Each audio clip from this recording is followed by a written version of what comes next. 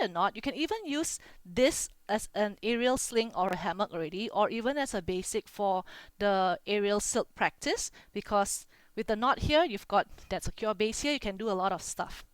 Ideally though, if you tie a knot, you should get the knot to be at about waist level for a more comfortable practice. So to try to get the knot at waist level, a good indicator is to get your elbow at your waist level.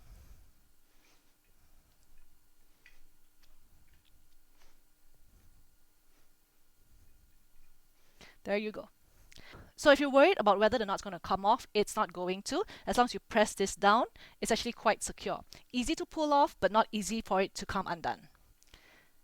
Because you're going to sit on the top here anyway, so that just presses the knot further down. So what are some of the things you can do with this kind of knot? Well, you can just sit in it, but if you're wondering, ooh, how do I get there? My butt can't go up there, right? So what you do is with that knot you've tied, there's a hole here. Assuming I can find it. Okay. There's a hole, so put your foot in that hole, and that way you can step up. And every time you step up, try to make sure that the silk is directly under the rig so that you don't swing too much. If you step too far away so that it's at a slant, like say for example like this, you try to step up, that's when you're going to swing a little too much. So if you don't want to swing so much and you just want to get everything under control, make sure that before you go up, the silk is directly under the hook or the rigging point.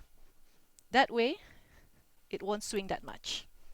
So to sit, you're just going to step through, put your bum down, and there you go. You can sit in that swing. Then if you want to try all kinds of stuff in the sitting position, you can do so. So to come off, all you need to do is just slide your bum through, and you're through. Besides sitting down, if you just want to experience the swing in a standing position, okay, again, we're just going to put our foot through so that we're going to step onto the knot.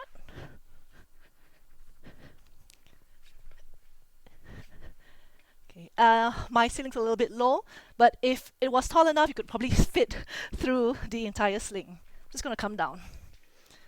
So another thing we can do as beginners in this setup, that means we've got the knot in our silk, is to try an inversion. So here's how we're going to do the inversion.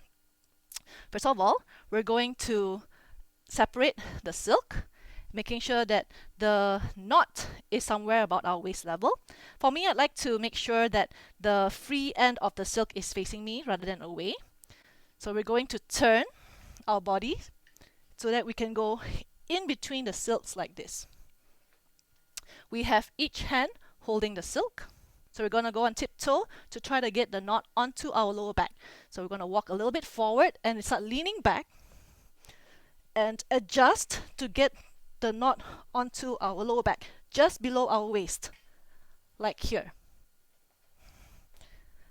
Before we do any inversion, walk and make sure that we are directly underneath the rigging point so that there's not much of a swing. Hands reach up. So each hand holding a silk piece. So we're going to use our arms to pull ourselves down while swinging our legs up. So grabbing the silk, pull down, pull the legs up, together, hook, press your knees open, like so.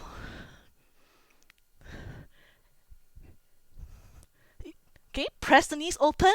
You can let go of your arms for the inversion. To get out of this, arms reach up, hold the silk, unhook your legs, press your back onto the knot, supporting yourself the legs, slowly pull up and drop your feet down. And that's how you get in and out of the inversion. So some things to be careful about when you're doing the inversion. First of all, always make sure that the knot is about your waist level, high enough so that when you do your inversion, your head has enough of a space to clear above the floor. If the knot is too low, your head might hit the ground. When doing the inversion, always make sure that the knot is somewhere at your lower back above your waist. If it's too high, like here, it's very hard to do the inversion because you're going to be using too much lower body strength. So if, for example, you're doing this, it's very hard to go up because physics. The pivot point is now too high that you need a lot more strength to get your feet up. So get the knot to be closer to your lower back, so that's the middle of your body, and that way you'll need less effort from your legs to go up.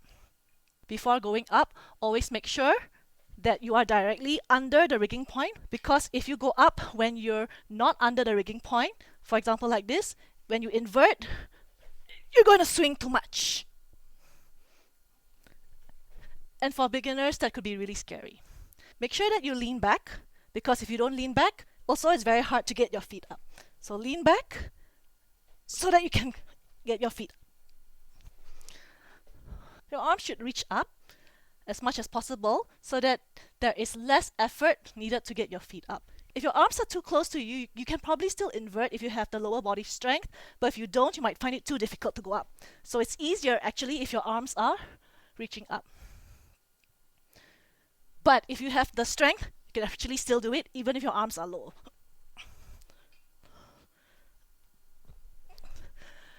And those are some of the basic moves that a beginner can do with the aerial silk with a knot.